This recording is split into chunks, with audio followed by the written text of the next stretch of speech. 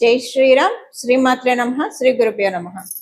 2026 సంవత్సరం జూన్ నెల 21వ తారీఖు నుంచి 2026 జూన్ నెల 27వ తారీఖు వరకు కూడా ఈ వారం యొక్క గోచార గ్రహస్థితులు, అలాగే గోచార గ్రహస్థితులను అనుసరించి ద్వాదశ రాశుల వాళ్ళకి, ద్వాదశ లగ్నాల వాళ్ళకి, 27 నక్షత్రాల వాళ్ళకి ఫలితాలు, ఎలాంటి ఫలితాలు ఉండబోతున్నాయి, ఈ విషయాలన్నీ ఒక్కసారి మనం చూద్దాము.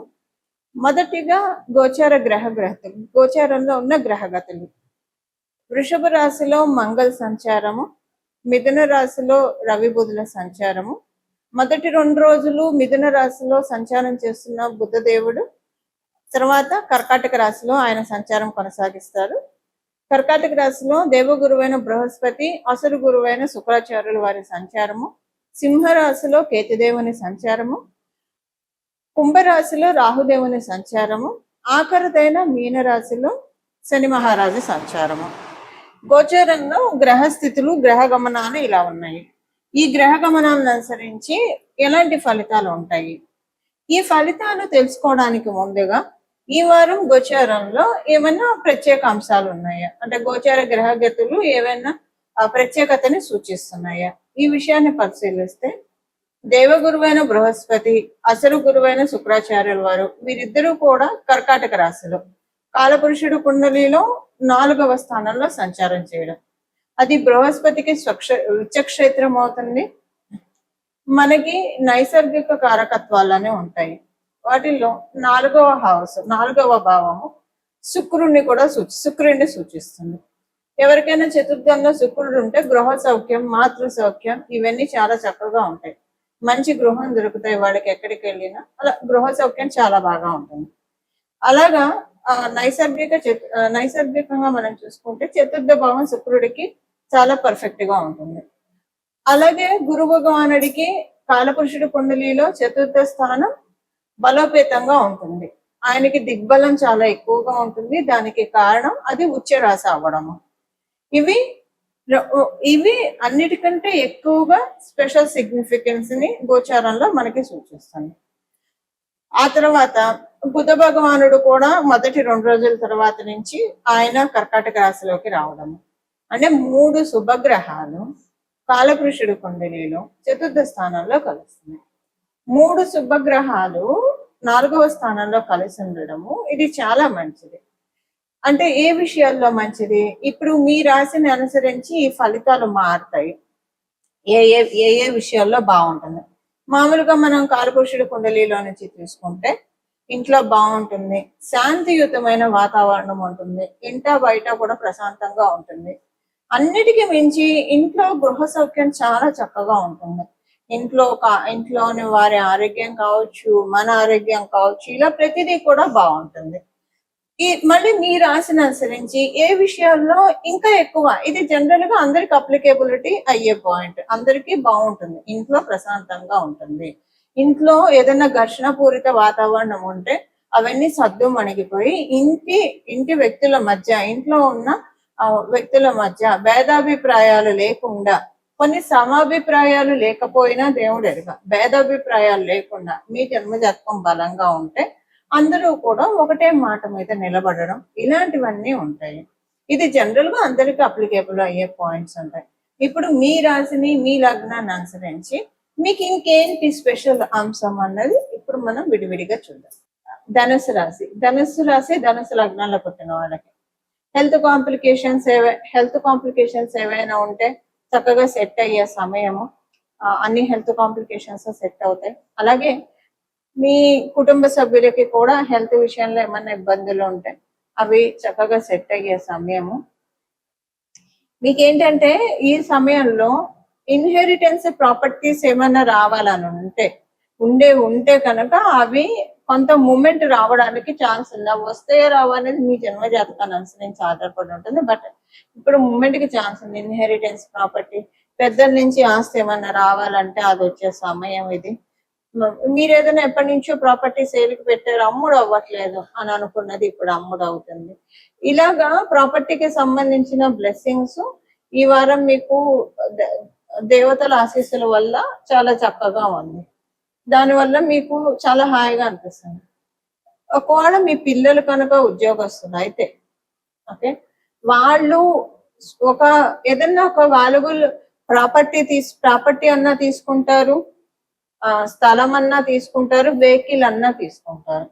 ఏది మీ పిల్లలు ఉద్యోగస్తులు అయితే దానివల్ల ఇలా తీసుకోవడము చాలా బాగా కలిసి వస్తుంది.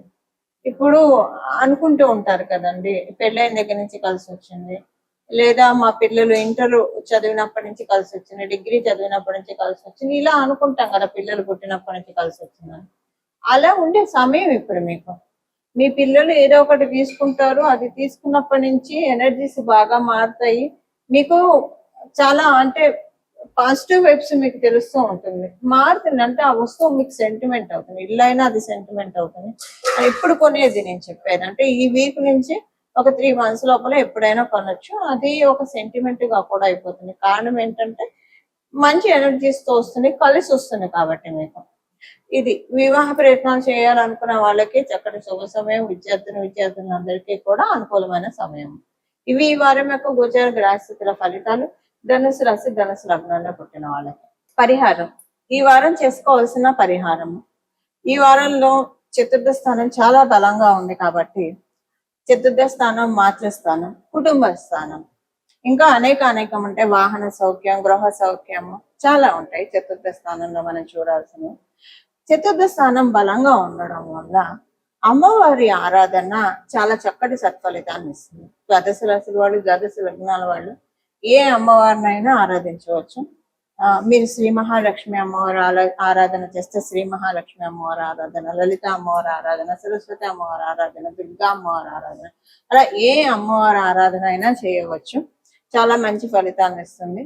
ఈ వారంలో ఒక్క రోజు మీకు కుదిరితే ఏదైనా గ్రామ దేవత అమ్మవారి ఆలయానికి వెళ్ళి అమ్మవారి ఆశీస్సులు తీసుకొని రావడానికి చక్కటి సమయము. ఇదేంటంటే 3 గ్రహాలు కర్కాటక రాశిలో సంచారము అందరికీ ఒక దిష్టి చుక్క.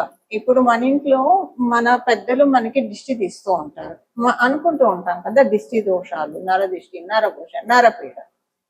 గోచారంలో శుభగ్రహాలు ఎప్పుడైతే శుభస్థానంలో సంచారం చేస్తూ ఉన్నాయో అప్పుడు మనకి, మన ఇంటికి, మన ఒంటికి ఉన్న దిష్టి, పీడ అన్ని పారిపోతాయి. ఎలాంటి దిష్టి దోషాలు లేకుండా మనల్ని మనం సెక్యూర్ చేసుకునే సమయము ఇది. ఇంకా మనం పటిష్టం చేసుకోవడానికి ఇప్పుడు ఏ పరిహారం చేసుకోకపోయినా 30% ఇది అప్లికేబిలిటీ ఉంటుంది, 40%. కాకపోతే ప్రయత్నపూర్వకంగా మనం తెలుసుకొని చేయడం వల్ల 100% మొత్తం మనకు ఉన్న దృష్టి, మన పిల్లలకు ఉన్న దృష్టి, మన కుటుంబ సభ్యులకు ఉన్న దృష్టి, మన ఇంటికి ఉన్న దృష్టి అన్ని కూడా పోగొట్టుకోవచ్చు. దీనికి చేయాల్సింది సింపుల్ గా అమ్మవారి గ్రామదేవత అమ్మవారి ఆలయానికి వెళ్ళి ఒక రోజు దర్శనం చేసుకోవడం, అక్కడ అమ్మవారికి పూజించిన కుంకుమ తెచ్చుకొని రోజు నుదుటిన ధరించడం, అంతే సింపుల్ గా. లేదా ఏదైనా అమ్మవారి ఆలయానికి వెళ్ళి అక్కడ కుంకుమ కొంచెం తెచ్చుకొని అది ప్రతిరోజు ఇంటిలో పాది పెట్టుకుంటూ ఉంటే కనుక చక్కగా ఉంటుంది. దిగదుడుపండి, దిష్టి దిగదుడుపు.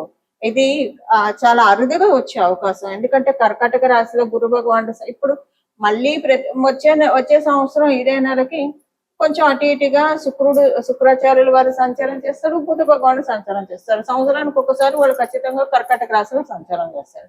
కానీ వాళ్ళు సంచారం చేసినప్పుడు దేవగురు అయిన బృహస్పతి ఉంటాడా అంటే ఉండడు. మళ్ళీ ఇప్పుడు ఈ సంవత్సరం దాటిన తర్వాత ఆయన 12 సంవత్సరాలు పడుతుంది మళ్ళీ రావడానికి. ఇది మనకి చక్కటి సదావకాశము.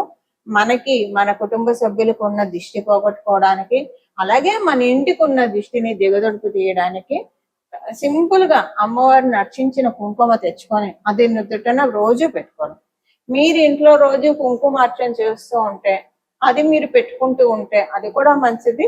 కాకపోతే దేవాలయంలో శ్రీచక్ర అర్చన ఇవి చేస్తారు కాబట్టి పవర్ ఎక్కువ ఉంటుంది. సో అలా దేవాలయాల నుంచి తెచ్చుకున్న కుంకుమ ప్రతిరోజు పెట్టుకుంటే కనుక, ఇంటిల్లి పాది కూడా పెట్టుకుంటే మొత్తం ఇంత సింపుల్. ఇప్పుడు ఈ టైము మొత్తము నెగిటివ్ ఎనర్జీస్ అన్ని కూడా బయటికి వెళ్ళిపోయే సమయము. అంటే వాటికి మంగళం పాడే సమయం వచ్చేసేస్తుంది, వాటిని బయటికి సాగనంపే సమయము. వీటిని ఎలా సాగనంపుతాము? ఇలానే సాగనంపాలి. ఇప్పుడు ఇలా చేయడం వల్ల వచ్చే 3 సంవత్సరాల వరకు కూడా ఈ వారంలో చేసే ఈ గోచరంలో ఉన్న గ్రహస్థితుల బలాబలాన్ని అనుసరించి ఇప్పుడు చేయడం వల్ల వచ్చే 3 సంవత్సరాల వరకు కూడా ఏ దిష్టి దోషాలు లేకుండా, ఇంట్లో ఎలాంటి అశాంతి లేకుండా మనల్ని మనం పరిరక్షించుకోవడానికి ఇది చక్కటి సదావకాశం. ఈ విధంగా మనం అందరం కూడా జగదంబ ఆశీస్సుల్ని పొందాలని చెప్పి, అలాగే మనసులో మీరు ఏ పని చేస్తూ ఉన్నా సరే జగదంబ నామస్మరణ చేస్తూ ఉంటే కనుక చాలా మంచిది. మీరు ఏ నామాన్నైనా అమ్మవారిని పట్టుకోండి, లేదా అమ్మవారిని శరణు వేడండి, పాహి పాహి అని. అంబా పాహి జగదంబా పాహి, మాతా పాహి జగన్మాతా పాహి, మేసి పాహి పరమేసి పాహి, జయ జయ హే జగదంబే. ఇలా అమ్మవారిని చక్కగా ఎలుగెత్తి కీర్తించండి. అంబా పాహి పాహి, అంబా పాహి పాహి, జగదంబా పాహి పాహి, శరణు శరణు, రక్ష రక్ష అని మనసులో అనుకుంటూ ఉండండి. ఈ సమయంలో అమ్మవారు మనందరినీ పరికించి చూసే చాలా ప్రత్యేకమైన శుభ సమయము. ఇలాంటి శుభ సమయాలు మనం మిస్ అవ్వకూడదు. మిస్ అవ్వకుండా, అంటే ఇప్పుడు సీజన్ లో పంటలు వేస్తే కనుక విత్తనాలు చల్లితే చక్కగా పంట వస్తుంది. వర్షాలు సకాలంలో పడితే పంట సరిగ్గా చేతికి అందుతుంది. అలా కాకుండా వేరే రకంగా జరిగితే పంట అంతా నాశనం అవుతుంది. సో ఇప్పుడు చక్కగా అమ్మవారి ఆశీస్సులు తీసుకోవడానికి చక్కటి శుభ సమయం కాబట్టి ఈ రకంగా చేస్తే మంచిది.